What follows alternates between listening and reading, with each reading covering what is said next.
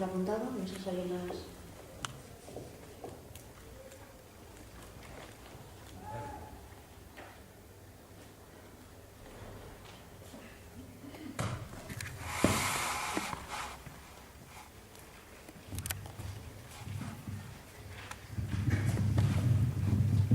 Buenos días.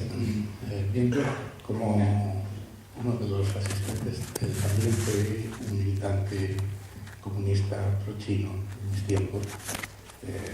Quizá a diferencia del compañero, yo no reniego de determinadas experiencias, otras sí, desde luego.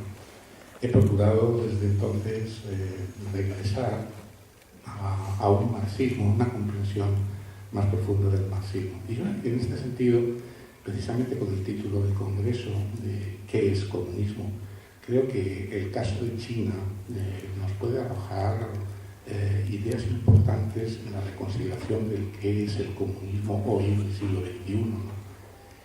En este sentido, yo estuve en China después de la muerte de Mao, casi inmediatamente después, cuando todavía no se había producido una transformación que es la que yo creo que es muy interesante de analizar. Yo creo que en la historia del socialismo en China hay un momento de inflexión en el que la revolución se transforma, con todos los problemas que pudo tener el socialismo bajo la dirección principal de Mao.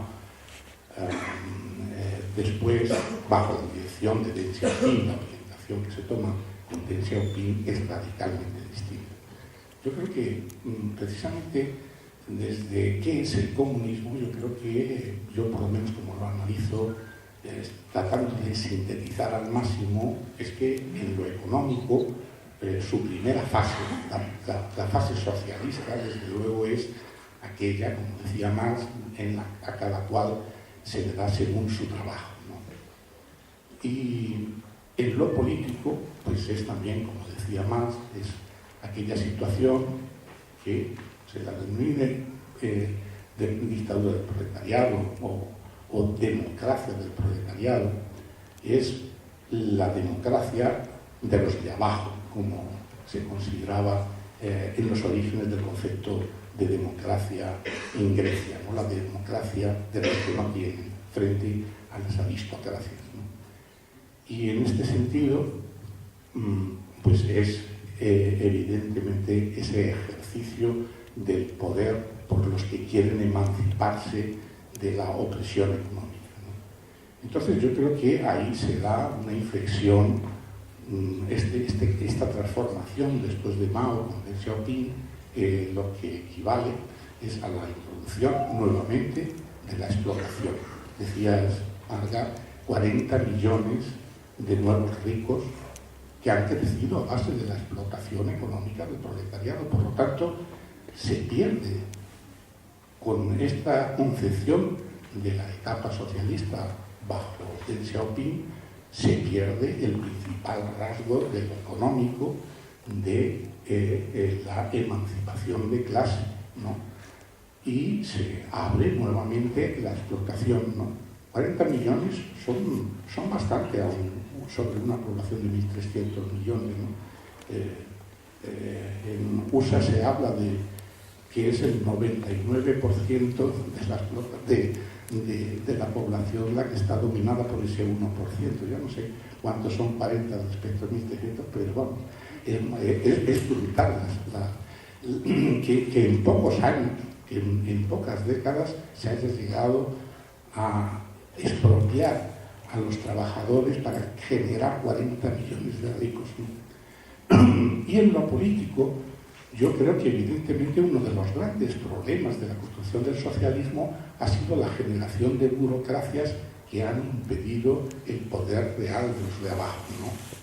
La sustitución del proletariado, si hablamos de dictadura del proletariado, tiene que ser del proletariado, no de un partido que se considere sustituto del proletariado, vanguardia del proletariado. Yo creo que una de las cosas que más refleja, por desgracia, la involución hacia el capitalismo desde el socialismo es ese proceso de sustitución del proletariado por el Partido del Proletariado y del Partido del Proletariado por el Comité Central y del Comité Central finalmente por el secretario del Comité Central, ¿no? Es ese fenómeno considerado como el estalinismo que llega a barbaridades como las de Pol Pot y compañía, ¿no? Entonces, en este sentido, en el plano de lo económico es un retroceso y en el plano de lo político, evidentemente, será un partido de 40 millones, etcétera, pero en el que pertenecen también hasta los explotadores, ¿no? Y por lo tanto es una orientación desarrollista económica, considerando que deben de competir en lo económico con el capitalismo y vencer al capitalismo en esa trayectoria, ¿no? Yo creo que la revolución cultural, que es algo sobre lo que anteriormente quizá la información que obteníamos los que éramos prochinos, pues podía estar muy tergiversada, pero no en sus planteamientos. Yo creo que el planteamiento es la recuperación del poder por el pueblo, criticando a ese partido que está estableciendo unas directrices que tienen que ser aceptadas o no por el pueblo, libremente y revocando directamente a los representantes políticos que tienen que elegir, ¿no? Y que pueden revocar.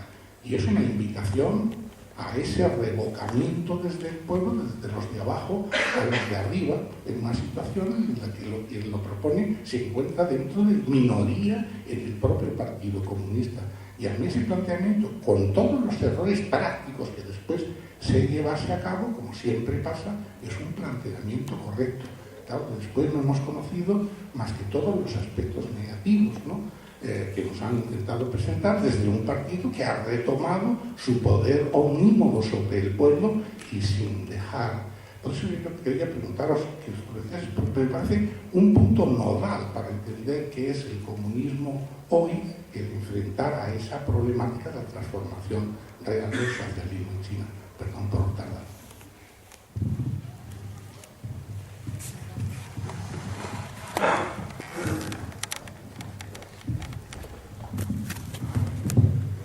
Bueno, muchas gracias. Casi todo lo que iba a decir lo ha dicho su compañero, pero bueno, ya que tengo la palabra, primero agradecer la intervención de los dos ponentes. En el caso de Agustín, que es casi al que me voy a dirigir más, agradezco la intervención llena de contradicciones, contradicciones que supongo que la mayoría de nosotros, o por lo menos la gente que está interesada en pensar, las tiene. Es decir, pues son preguntas y respuestas que no se pueden responder, o que no se, una tragedia, como me paras de decir. En cualquier caso, acerca de la revolución cultural, a lo largo de toda la intervención has hablado en varias ocasiones y me ha parecido que siempre adoptabas una posición muy ambigua. Es decir, no, bueno, en el buen sentido de la palabra, es decir, no es una crítica, es simplemente daba la sensación de que la apoyabas, pero a su vez no te comprometías. Es posible que, obedeciendo a lo que ha dicho el compañero, se tenga esa valoración de que es una revolución dentro de la revolución, una revolución de clase o incluso popular frente al aparato del partido, pero bueno, no es al aparato del partido, sino es a las clases dirigentes transformadas en partido. Lo que pasa es que después la revolución cultural tuvo cientos de miles de muertos y desde luego prácticamente ha sido siempre valorada muy negativamente, por lo menos en lo que nos ha llegado a Occidente. Por tanto, tenemos bastante pocas posibilidades, ya que la información que nos llega suele ser muy mediatizada, de saber. Me gustaría, en ese sentido, que me aclarases si tienes más cosas que matizar acerca de esto. Porque una de las posibles objeciones que podemos tener es la de que fuera una lucha por el poder al interior del partido, es decir, no fuera tanto esto que ha expuesto con mucha claridad el compañero, bueno, realmente que las masas se lanzan a por el poder, porque es curioso que sea Mao desde dentro y desde la cúpula del partido el que la lanza adelante con esa la cruzada, ¿no? Como eso de 20 kilómetros nadando y tal, bueno, una brutalidad que ya, no sé, con los años que tenía además, parecía Fraga metiéndose ahí también. Y entonces, si tenemos en cuenta que antes de lo de la Revolución Cultural había existido el fracaso también estrepitoso y brutal, el número de muertos, el gran salto adelante, lo cual había apartado prácticamente del poder a Mao, una de las posibles interpretaciones es una lucha por el poder en el interior del partido que ha acabado con la situación que tenemos ahora, que es sencillamente que domina el partido en los términos, firmo todas y cada una de las cosas que ha dicho el compañero, de que sencillamente la clase dominante organizada de forma estatal. Y bueno, por no extenderme mucho y sobre todo por no hacer muchas preguntas que se me ocurren, la Revolución Cultural China en Europa, en España también, con distintos partidos, pero bueno, fundamentalmente en Europa, tuvo una importancia grandísima en los años 60, en los años 70. Me gustaría que valorases esa, es decir, cómo se declina esos movimientos maoístas de la Revolución Cultural China respecto a un movimiento comunista, que es de lo que estamos hablando.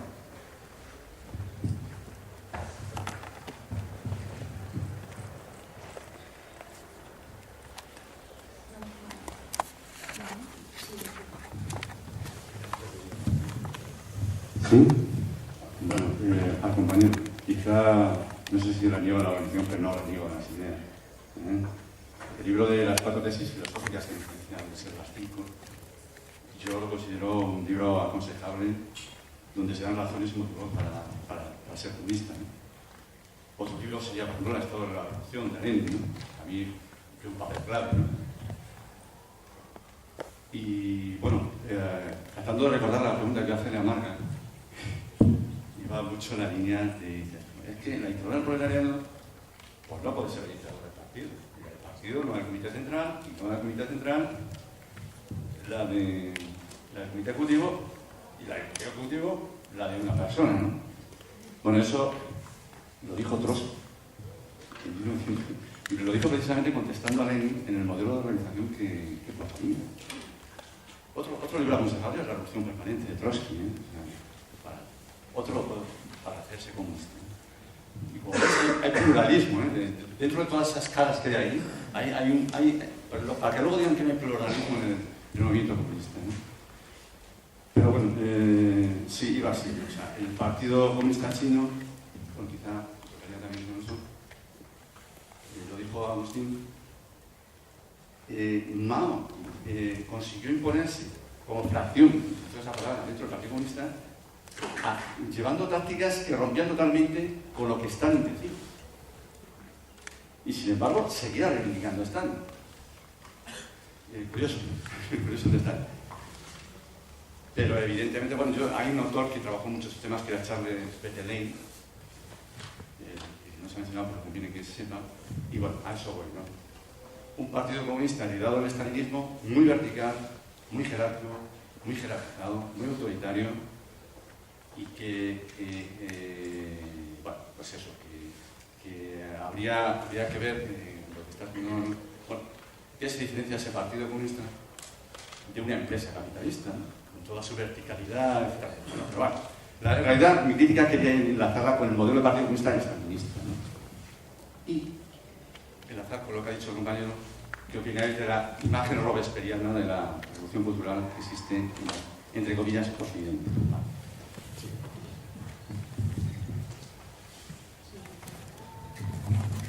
Sí, bueno, respecto a lo que ha dicho el compañero de la revolución cultural, ¿no? Sobre sus orígenes y el proceso y tal, pues quizá yo tenga la idea de que se debe a distintas cosas. Una es, en primer lugar, el fracaso del Gran Salto Adelante, que fue un desastre colosal, donde Mao queda arrinconado dentro del partido y entonces Deng Xiaoping y la otra facción del partido le plantan cara y le dicen: mira, así no podemos llegar a a ningún sitio, ¿no? Lo que ocurre es que simultáneamente con eso es cierto que Mao se apoya en intelectuales radicales que proponen una profundización en la revolución. O sea, yo creo que es algo simultáneo, las dos cosas.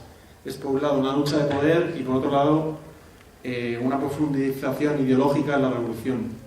Ambas cosas. Bueno, solo eso.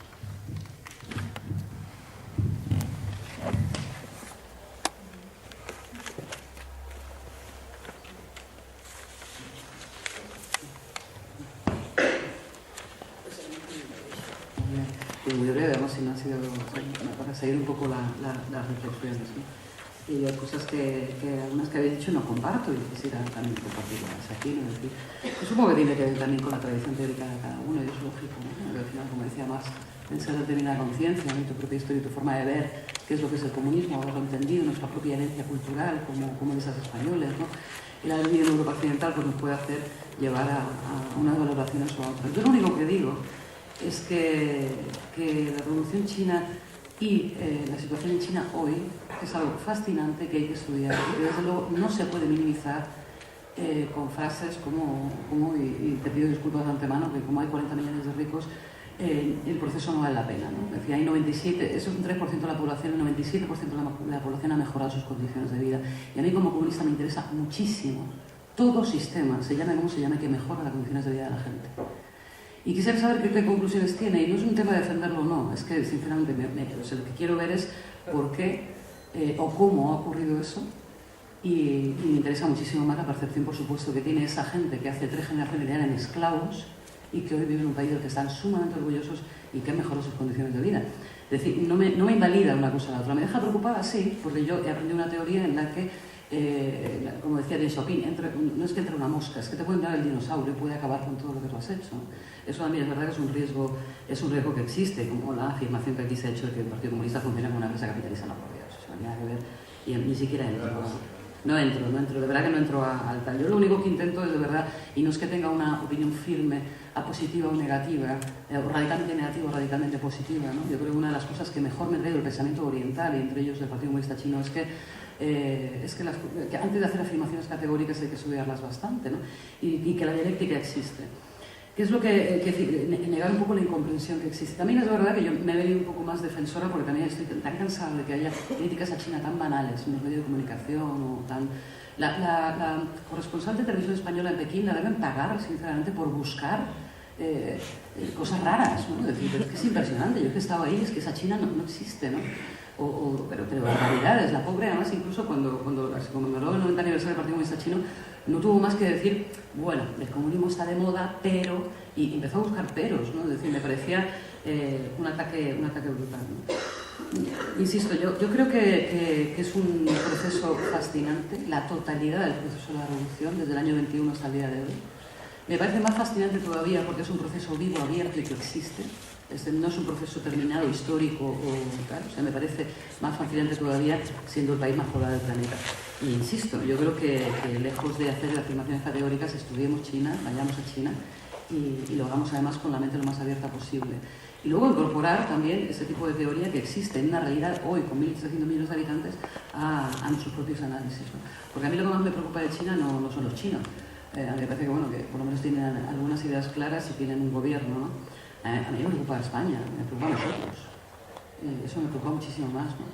Y por eso creo que intentar aprender de cualquier tipo de experiencia, Venezuela, Cuba, China, etc., intentar aprender ese tipo de experiencias para que este país no vaya para atrás. Y como le bromeaba antes a Agustina, me da la sensación que venía de China, con todas las críticas que yo le puedo hacer, es que me da la sensación que China va para adelante y mi país va para atrás.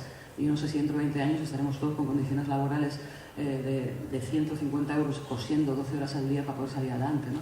En un país como este, ¿no? Me da la sensación de que ellos van para adelante y que nosotros vamos para atrás. Y yo creo que cualquier aproximación, tanto teórica como práctica, esa experiencia me parece buena.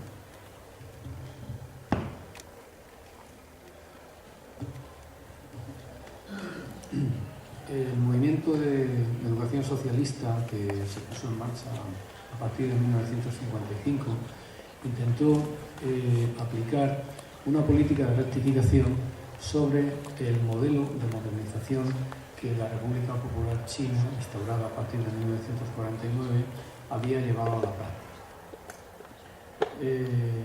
como es lógico, un proceso de modernización es un proceso de toma de decisiones políticas con enorme repercusión económica, ya que estamos hablando de economías simplificadas que perjudican a unos y favorecen a otros. Y eso, como es lógico también, promueve un conflicto explícito. No es como en la economía de mercado, que parece que el intercambio comercial y la libertad de comercio y la libre empresa y la libertad de elección del consumidor son procesos naturales y democráticos. Nada más falso. La implantación de la economía de mercado mediante procesos de modernización es bien conocida su resultado en España. Sí que en España ha sido uno de los países donde se ha producido una modernización económica más explosiva, teniendo en cuenta la especificidad de que en el Estado español ha habido un periodo de aislamiento internacional, de desconexión de la economía mundo por parte de España a partir de 1939, porque las democracias europeas traicionaron a la República Española, dejaron que el fascismo interviniera en España, pero luego se lavaron la cara no reconociendo al régimen franquista, entre otras cosas porque a partir de la Segunda Guerra Mundial la división del mundo en dos áreas hegemonizadas por dos potencias, una la Unión Soviética y otra los Estados Unidos, hacían ver a Estados Unidos y todos los países que estaban de acuerdo con Estados Unidos, Francia, Italia, etcétera, que Franco era muy buen aliado en ese contexto bipolar como freno a la expansión comunista y soviética. Entonces, en España se produjo una modernización muy especial por esa razón. Entre el año 1950 y el año 1980 se produjo un movimiento demográfico en el Estado español que afectó al 15% de la población. Prácticamente 5,5 millones de personas cambiaron de lugar de residencia. Hubo un vaciamiento del campo hacia las ciudades y en parte se drenó pues, un 20% de ese movimiento demográfico hacia la emigración.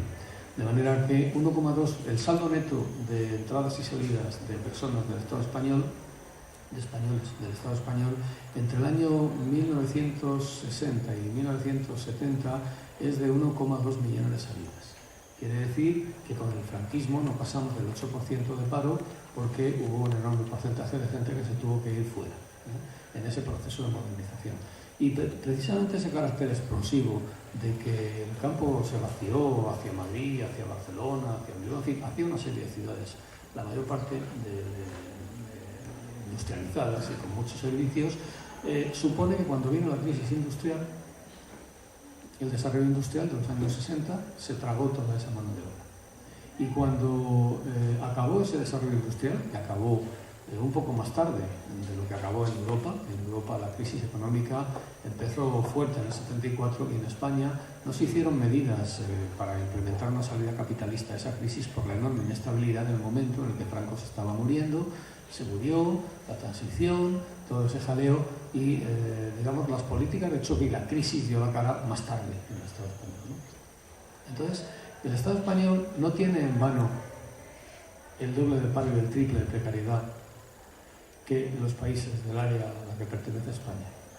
O no lo tiene por casualidad. Lo tiene por el carácter explosivo de la modernización económica. Porque claro, hay que tener cuidado con las palabras porque la caga el diablo. Modernización sobre los parámetros de crecimiento económico a ultranza. Incremento de la producción por incremento de la producción. Competitividad por competitividad. Bueno, eso es apología del terrorismo. Porque eso ya se sabe cómo termina. Y cuando llega la crisis de un país con un fortísimo desarrollo industrial que pertenece al centro pero que está en la periferia del centro. Es decir, es como el enano más grande o el gigante más pequeño. Entonces, cuando llega la crisis, ese país subalterno, que además se ha metido de otra cosa en un club imperialista como es la Unión Europea, vendiendo el euro como una solución, pues ¿qué es lo que pasa? Pues pasa que entonces cuando ya deja de haber crecimiento, y no solo no hay crecimiento, sino que hay recesión, y no solo hay recesión, sino que hay recesión con inflación, que es lo que ha pasado aquí a partir de 1997, por eso aquí hay un número de desempleo brutal. Y no hay 9 o 10 millones de parados, porque hay 5 millones de precarios. Precarios que aunque digan los que firman los pactos sociales por la creación de empleo estable, COE, CEPIME, Comisiones UGT, que es empleo seguro y con derechos, bueno, pues es que hay que dejar dulcemente que se extinga un contrato eventual sin tener que despedir a nadie, muy barato. Dicho sea de paso también que la democracia habla de imperio de la ley. Y no ha habido ninguna modificación constitucional que rompa el principio de causalidad en la contratación laboral. El principio de causalidad establece que un contrato no indefinido solo puede estar legalmente vinculado a una actividad temporal. Y sin embargo, hay 5 millones de personas con un contrato temporal que tienen como trabajo una tarea que no es temporal. Es decir, hay un fraude de ley estructural y masivo que supone la quiebra del Estado de Derecho. Y además la patronal ha tenido la posibilidad de ir haciendo cosas ilegales, incumpliendo lo que dice la ley, de manera que las reformas laborales han ido luego legalizando aquello que era ilegal pero real, y lo ha transformado en real. Y cada vez lo que era un suelo o un techo se transformaba en un suelo. Y eso es lo que hay con la modernización. El movimiento de masas, el desarraigo del campo. Es decir, precisamente en las 10 grandes relaciones del movimiento de educación socialista se contempla por parte de los textos del Partido Comunista Chino y la fracción a la que pertenece Mao Zedong, que en ese momento estaban, se contemplan cosas de este tipo. No estoy hablando todavía de la revolución cultural, estoy hablando de los antecedentes, ¿no? Abordar los problemas de la revolución, que es romper con el modelo soviético, que los años siguientes además, bueno, ya Mao ya venía muchos discursos hablando de comunismo chino. No tenemos por qué obedecer a nadie, no tenemos que ser iguales que nadie. Claro, es un proceso de toma de conciencia donde en un contexto internacional, de un mundo bipolar, donde perteneces al bloque socialista y no tienes más que campesinos, muchísimos intelectuales, alguien lo ha dicho por ahí, no sé quién ha sido, muchísimos intelectuales.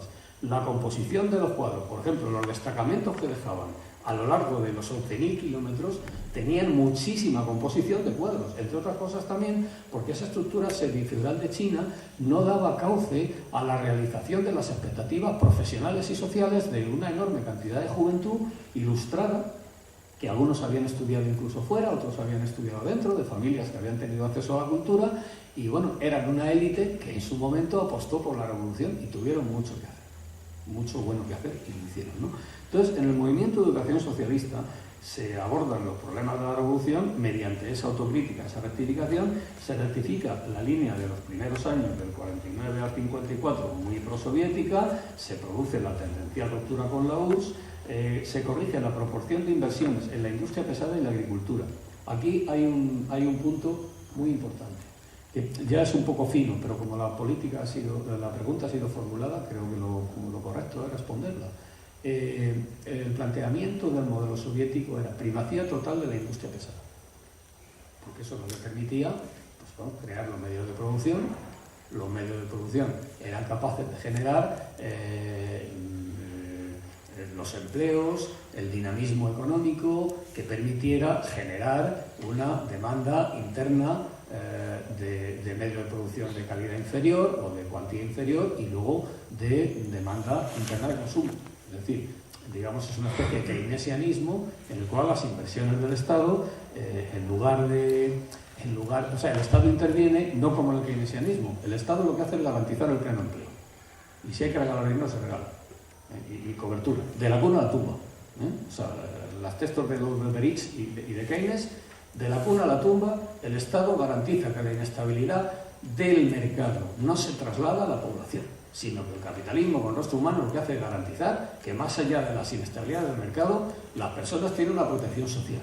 De manera que el pleno empleo no es un punto de llegada vaporoso, sino que es un punto de partida. El pleno empleo es el que garantiza una demanda agregada de consumo interno que tira de la producción de bienes de consumo. Y la producción de bienes de consumo tira de la producción de bienes de producción o de industria pesada o de gran industria, y de las inversiones en infraestructuras necesarias para que todo eso fluya, se transporte, se haga, los puertos, Bueno, esto es como una especie de keynesianismo, pero es una apuesta desde el Estado por una carrera por la industrialización. Ese es el modelo soviético. Y en el movimiento de educación socialista se cambia la retórica, y donde decía antes, en la etapa anterior del gran salto adelante, de primacía por la industria pesada, se dice, no rompe con lo de la industria pesada, porque no son unos majaras, porque están en un contexto internacional y tienen que garantizar un mínimo de desarrollo y tienen que asegurar la industrialización.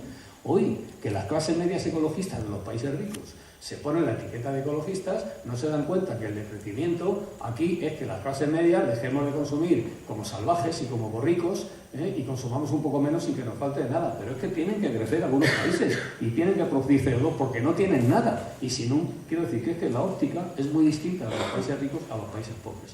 Entonces estos mantienen en China, a partir del año 1955, la posición de dar primacía a la industria pesada, pero introducen un cambio, que es el siguiente: corregir la proporción de inversiones en la industria pesada y la agricultura, mediante mantener la industria pesada, pero aumentando la proporción de inversión en la industria ligera y en la agricultura. Ese pequeño giro terminológico significa que la primacía de la industria pesada no se realiza a costa del subdesarrollo de la industria ligera, de las inversiones en industria ligera y en agricultura, sino que la nación tiene que hacer un esfuerzo en el que, garantizando la primacía de la industria pesada, la industria ligera y la agricultura crecen más. Es lo que se llama discriminación positiva. Crecen más. Y esto es una ruptura con lo que están diciendo los chinos. No tiene nada que ver. Y entonces yo creo que nosotros tenemos suficientes herramientas teóricas y experiencia, porque es que sabemos lo que es la modernización. Y lo que es la modernización entrando en mercados internacionales e en economías abiertas, donde has perdido la posibilidad de modificar tu capacidad competitiva en los mercados exteriores mediante la devaluación de la moneda. Claro, eso es considerar que España es lo mismo que Alemania. Alemania tiene un sector industrial que es que pesa el 40%. Y un nivel de mecanización de la agricultura y un nivel de consumo interno y una renta per cápita que permite que la demanda de productos agroecológicos sea brutal, de manera que se tragan todo lo que se produce en agroecología en Alemania y tiene la exportación agroecológica, que aquí es tan divina la exportación agroecológica, que hay 1.600.000 hectáreas, pero el 90% va a la exportación porque los grupos de consumo no hemos tenido lo que hay que tener para organizar el consumo y organizar la demanda interna en mercados locales y cercanos de circuitos cortos de distribución. Por lo tanto, aquí quiero hablar, y voy a terminar ya porque estoy gastando mucho tiempo, no voy a hablar nada más del movimiento de educación socialista, solo decir que todas estas cuestiones de la dedicación de los recursos, de la participación de la gente, de tener siempre una enorme sospecha sobre el Estado y sobre el mercado. El mercado se ha elevado a institución dominante, pero siempre ha habido mercado. Lo que pasa es que, claro, cuando el mercado como intercambio rentable está en manos de grandes trust, grandes grupos y de enormes cantidades de riqueza social privatizada y acumulada, el mercado sirve para reproducir la desigualdad y hacer más fuertes a los fuertes. El mercado tiene que haber, lo que tiene que haber es que el Estado, cuando hay un Estado revolucionario, le ponga, y claro, la emulación mediante la riqueza, es que lo de la riqueza, sean 40 millones o sean 4 millones, es que es una cosa realmente donde hay gente que no tiene, es que un Estado revolucionario no puede permitir. El problema es cómo llegar a eso. El problema es cómo llegar a eso. Y si llegas, de repente, a tomar la revolución, y donde hay, como dice, aquí soy ideológico, como dice Nietzsche, ¿no?, que habla del socialismo y de los trabajadores como una legión de esclavos resentidos. Y es una profecía autocumplida. O sea, aquí la gente no quiere luchar contra la exclusión del mercado y de convertirte en un instrumento de producción y consumo de mercancías. Y sobrevivir para eso. Y encima, Dios mío, qué horror. O sea, ¿habrá cosa peor que un régimen salarial cuando no te dan el salario? Porque el capitalismo te necesita para explotarte, pero te repele, porque movido por la competitividad, tiene que eliminar fuerza de trabajo para incrementar la dotación tecnológica por cada puesto de trabajo y aumentar su productividad. Que es capaz de hacer eso, derrota al otro y le da razones al otro para que pida más sacrificio y te derrote a ti. Y eso es una espiral de violencia. Y eso es lo que está en el programa de la izquierda.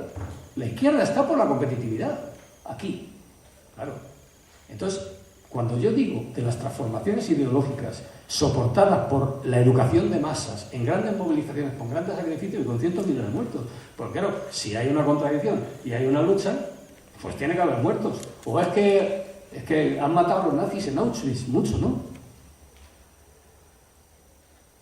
Y sin Auschwitz, lo que es el Auschwitz nuestro de cada día de los mercados, con los 5.000 niños muertos cada día de hambre y muchos más muertos en los países ricos por la comida llena de tóxicos, porque ha sido secuestrada por el mercado, mercantilizada, globalizada, industrializada.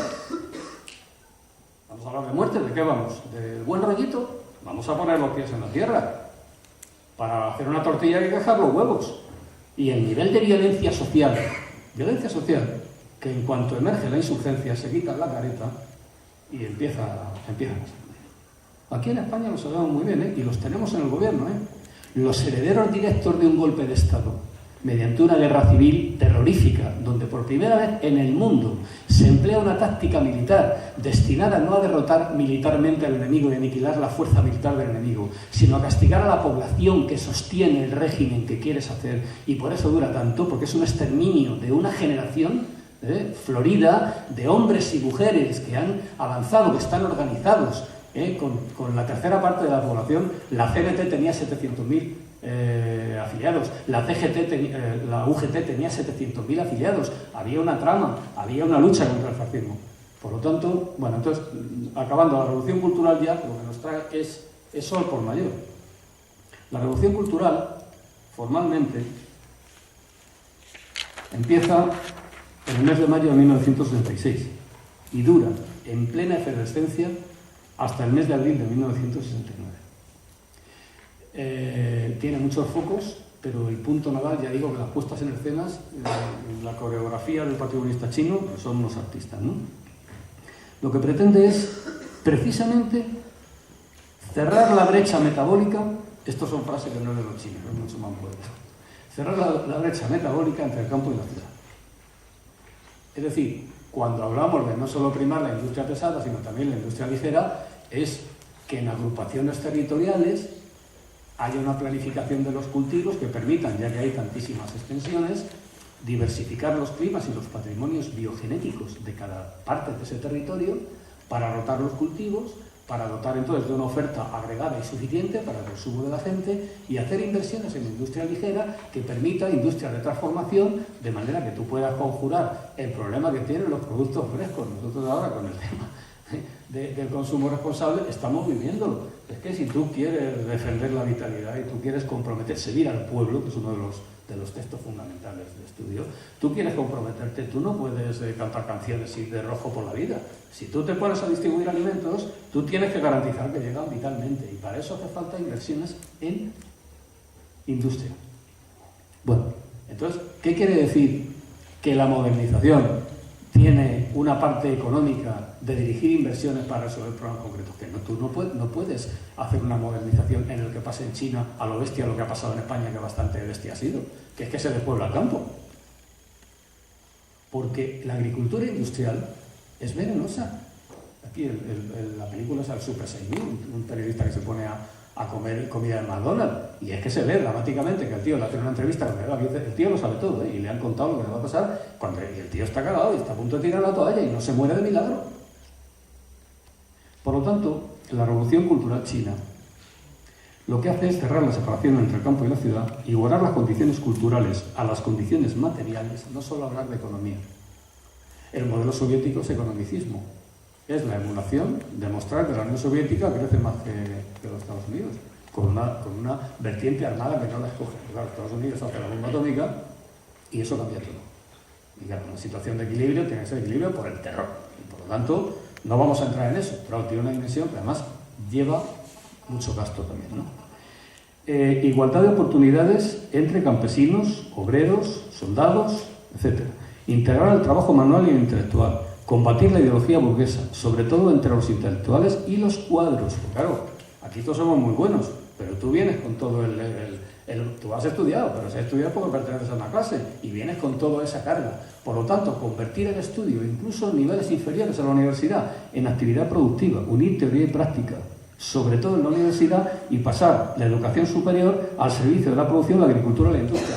No toca, pero me vais a permitir que ponga un ejemplo, y ya termino, extraordinariamente bonito sobre esto, ¿no? Estamos diciendo que no quedan ejemplos de economía planificada. Bueno, Cuba está en una apertura con una economía planificada y han sido los más industrialistas, los más contaminantes, vamos, de todo. Pero claro, con el periodo especial, cuando se desploman las economías planificadas en la Unión Soviética, con la que mantenían unos flujos de insumos tecnológicos y químicos y de abonos y de todo, baratísimos, se viene abajo. Y parece mentira, eso lo hemos descubierto nosotros hace un año. Sabíamos que había agroecología en Cuba, ¿eh?